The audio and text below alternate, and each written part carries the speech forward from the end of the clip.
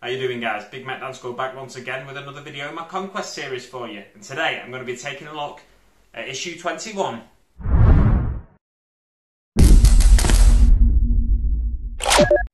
So, issue 21. As usual, we'll start with what you get free, shall we? So you get, well, that was a nice surprise. You get the Primarch Reavers, as we expected. You get the 8-page rulebook, as you expected, and as advertised, really. And you also get a sample chapter of a novel. Now, for someone who has constantly been banging on about how I'm into the lore of the universe and everything, a sample chapter of a novel is fantastic for newer players. If you have taken an interest in the things you've learned in the previous 20 magazines, and you want to know more about the universe, then what better way to learn more than to read some of the novels? It's fantastic, I think, that they've included that. It's a book by Chris Wright called The Lords of Silence. So it's a sample chapter. It says sample chapter, but it's actually got, I think, 3 or 4 or 5 chapters in there, something like that. Although they are small, short chapters, so I don't know whether it's just the first chapter and it's been split into separate chapters itself, into almost like a novella or a mini-story. The Space Marine Reavers we get in the magazine, they're the easy to build Reavers that we've already had, but there's nothing to stop you. I think, you know, you've kind of learnt enough now in the building process to realise you don't have to build them exactly as they say.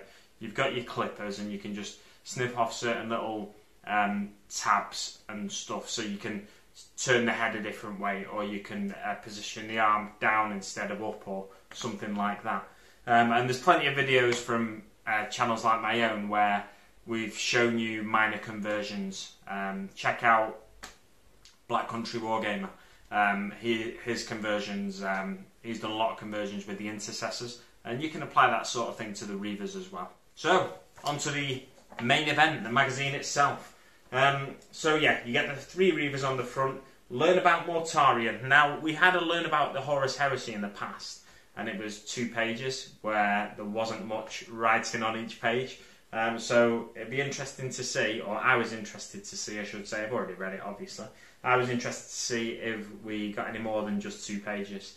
You'll find out soon enough. And then Reaver reinforcements, these guys. And the invasion of Corvon 2 begins. So that implies that we might be in the rules section at the back, heading down onto the new battle mat, onto the planet-side battle mat. Firstly, we open to this page, the Fangs Attack. This is a little short story about the Fangs of Ulfric, which are a squad of Primaris intercessors, basically, of the Space Wolves chapter. And they were one of the original squads available in the Kill Team game when that was launched. What it was, you bought a box set with a bit of terrain, some of the galvanic magnevents or something like that, the chimney stacks. You got some terrain in there, and the Fangs of Ulfric with that, and you got the data cards for these specific, this specific kill team, where they were all fitted out with specific weapons. But this is a nice little short story about them. It's 2 pages long, well, 2 pages this long. It goes on to the 2nd page anyway, and then it gives you a little bit of fluff, a little bit of lore about Gunnar Greymane, Ulfric Wormslayer, and Leif Thunderhowl. 3 of the characters there from that kill team. So it's a nice little bit of lore, and it's a cool little story. I enjoyed it myself.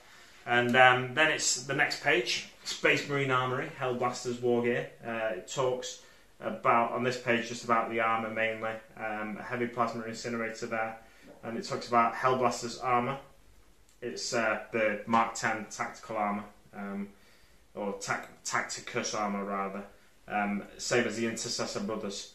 And then they've got a bolt pistol as well. Fantastic. Over to the next page, Hellblaster Wargear data file. Now, I think a few videos back I was talking about Hellblaster weapons, and I was trying to identify the different Hellblaster weapons. So the different ones are, there's a heavy plasma incinerator, and that's got a power supply coming from the backpack of the Marine. It's a different backpack to the normal backpack. It's got this like fusion reactor on the back there by the looks of it.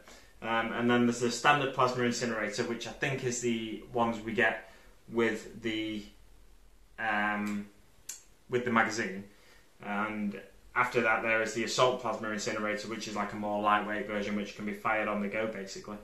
So it's good to know now. I've learned something there, and anyone new to the hobby has as well.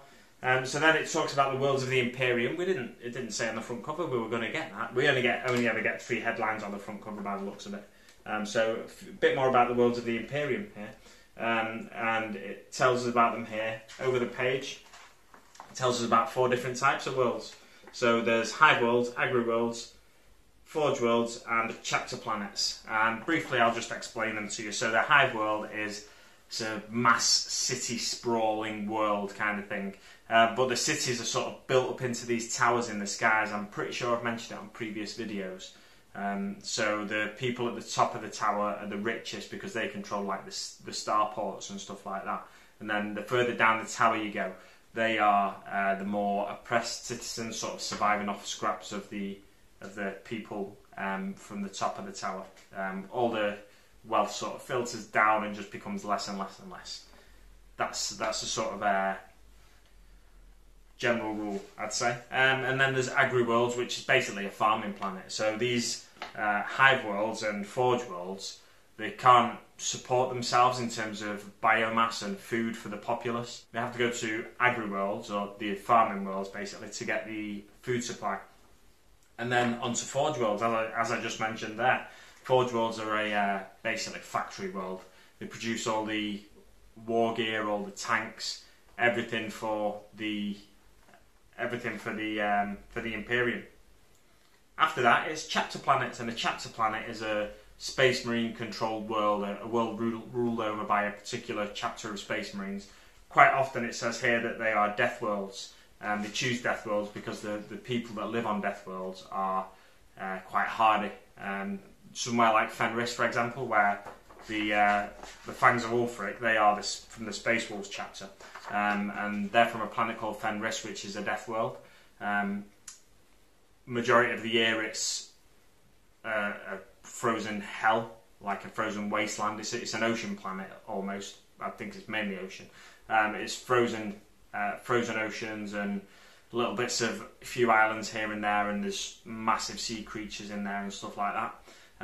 But then a few months of the year it's like a massively volcanic world, when it's got an elliptical orbit. So sometimes in the orbit of its sun, it's a lot closer to the sun than other times. So most of the time it's far away from the sun, but a few months it's close to the sun.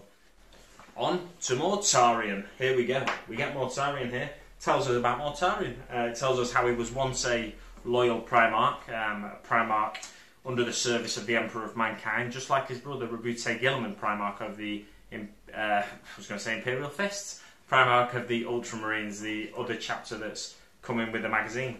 And then we turn the page, it tells us a little bit more about him, and there's Primarch and Demon Hood a little bit here. I'll read you them snippets, why not? Before his fall, Mortarion was a great general in the service to his father, the Emperor of Mankind. Oh, I just said that. His forces were involved in the Great Crusade, helping to free hundreds of worlds. And then, onto the Demon Hood chapter. Unfortunately, Mortarion's loyalty did not last. He is now a twisted creature who only wishes to bring death and disease. He aims to destroy everything the Emperor has ever created. So it just tells you a brief bit about... It kind of just tells you his loyalty really there. There's not an awful lot of information in there about Mortarion. Hopefully we'll get more. I imagine we will get more. We've got this is the 21st, so we've got 59 more issues of the magazine to go. I imagine we'll get a bit more lore about Mortarion. If we don't, I'd be very disappointed. And then it's on to the how to build section. So how to build, we've got that page and that page. We've already had that how to build really before. But the tabs I was talking about snipping off, I'll just bring this a bit closer to the camera. So there's a tab on where the arm goes there, that arrow's just pointing to it. You can snip that off, and then instead of the arm being up in a raised position like it might be, then you can move it to a down position, or you could even stick it in the air if you wanted to, like he's just seen a bird he wants to shoot. Anyway, yeah, it's just a little simple conversion trick there that you learn as you're become more confident with the hobby. After that is how to paint. Here we go. So again, we've got this new format here now where it tells you a colour, it tells you stick it on. The gold, stick it on. Lead belcher, stick it on. And it's just a couple of pictures basically to just say, just paint it. And then it tells you, it's got a picture of the front and the back of the models again on these 2 pages here, to show you exactly where you need to paint it. So you can see here there's a grenade on his belt there, the purity seal's red, purity seal on here, bits of gold trim on the armour, gold trim on the scabbard and stuff like that really. It's pretty simple. After that, we get a play section again. So this play section, the first page is dedicated to this, which talks you through the terrain. And it gives you rules for each little bit of terrain really. It's got a key at the bottom where a red circle with a 1 in it says thermic plasma conduits, and it tells you how to interact with that bit of terrain. Now the way they're telling you to interact with it is basically if you want to move over it. So all this terrain you can move over and move through, but for each bit of terrain it's telling you exactly how much movement to subtract from that unit's movement that's moving through it or over it. And it's interesting, they could have just said, rather than give you this page and this key with all the different movement distances, for example, the thermic plasma conduits, you subtract 2 from a unit's movement that moves over the thermic plasma conduits. And for the ruins, if a unit moves over it, subtract 3. For the tank trap, subtract 2. For ammunition crates, subtract 1. Promethean drums, subtract 1. And hatches don't have any effect, but they will do in later missions. Now, rather than do that, they could have just said to you, when you're moving over any bit of terrain, just measure the vertical and horizontal movement, which they have already done really with the containers. So it's interesting that they're sort of overcomplicating it there, I'd say. And in the actual game itself, they don't feel the need to tell you how to interact with every single little bit of terrain. And you've got a set of the rules now, but they're just I don't know. They just seem to be overcomplicating it there. That's the only downside really to this issue, I'd say. So Corvan 3, Planetfall. Should I read this bit for you? Do it as my dramatic reading. Why not? Citizens of Corvan 2, deliverance has arrived. We are the warriors of Ultramar, and we accept no defeat. To arms! Do your duty and rise in the name of the Emperor. Cast out the heretic and the traitor. May they burn for eternity. So, on to the core rules section. This next page explains the core rules. It explains page by page what's on each page. Surely the best way to learn that is just to look at the core rules page by page. That's another bad... I did say that's the previous page was the only bad section of this issue, but then this page and the following page both seem pretty unnecessary to me. It explains what's on each page. It's like, just look at it and you'll see what's on each page. I'm unsure as to why you need those 8 paragraphs telling you what's on each of the 8 pages.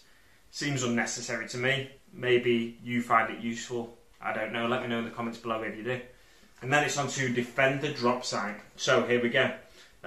Let's set the scene, shall we? So the warriors of Ultramar have arrived on Corvan 2 and must now protect their landing zone whilst the rest of the forces reach the surface.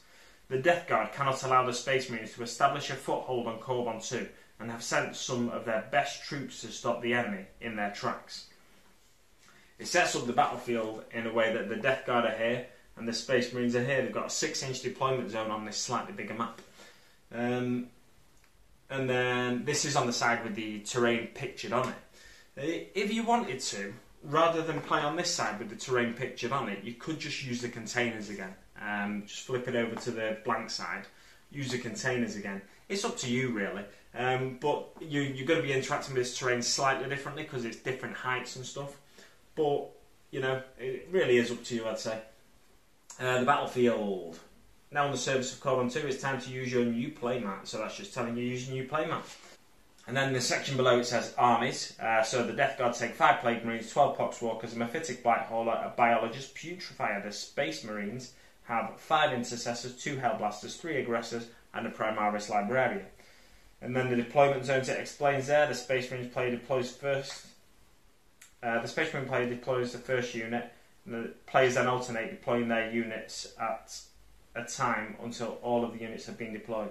The Death Guard player takes the first turn, and then it tells you the victory conditions, same as always. So the Death Guard player gains 1 victory point for every unit that ends the game in the Space Marines deployment zone. So the objective of the Death Guard is basically, it's almost like area denial, or forcing the Space Marines to try and take you out, to hold them back into their deployment zone. The Space Marines gain 1 victory point for every unit they still have on the board at the end of the game. So the Death Guard player has to be the aggressor in this instance, really.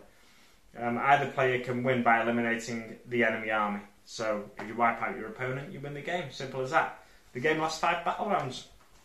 And then, the next page, we have Counter-Attack, which is basically a follow-on mission. It's interesting that they're slightly changing their approach to this. They did have like replay rules in as you were learning the basic rules of the game in the previous issues, but now they're saying it's a follow-on mission. It's a counter-attack from the Space Marines. So in this instance, the deployment zones are set out differently. You have 2 objective markers, and the victory conditions are different. It says here the player who won the first mission, the previous mission, deploys their entire force first. The player who lost the previous mission deploys their entire force second. The player who lost the previous mission takes the first turn. And in this box it says the player who lost the first mission takes deployment zone A, so that's this zone and this zone. And deployment zone B is taken by the player who won the first mission. I guess what that's supposed to represent is the sort of scattered forces of the loser of the previous battle. They've had to retreat and regroup. The armies are pretty much the same, apart from, instead of the aggressors, you now have Reavers for the Space Marines. You have 5 Reavers, because you've got 6 Reavers now, so you get to take 5 Reavers in this. So that's pretty good. And then, you take Lieutenant Calcius instead of the Primarch Librarian. But the Death Guard forces, as I said, are the same. Oh no, they're not! The Death Guard forces changed too, so you get to use more of your minis in this. Although they have been doing that with each of the previous example battles. So you're taking the Foul Blightspawn and the Biologist Putrefier, where in the previous one you were taking the Mephitic Blighthauler and the Biologist Putrefier. But you're still taking 12 Poxwalkers and 5 Plague Marines, not 12 Plague Marines. That'd be a pretty one-sided battle, I'd say. So that's it, that's all we've got. It's a decent issue. Let's take a look at what we're getting next week. Way! So next week we're getting the Astro Granite and a brush. As we knew, it's a medium base brush. My betting is they're going to tell you to use that medium base brush to paint that onto your bases. Don't do that, no. Get an old lollipop or something, because it's got like a fine grit in it, and it'll basically wreck your bristles. So you don't want to do that, really.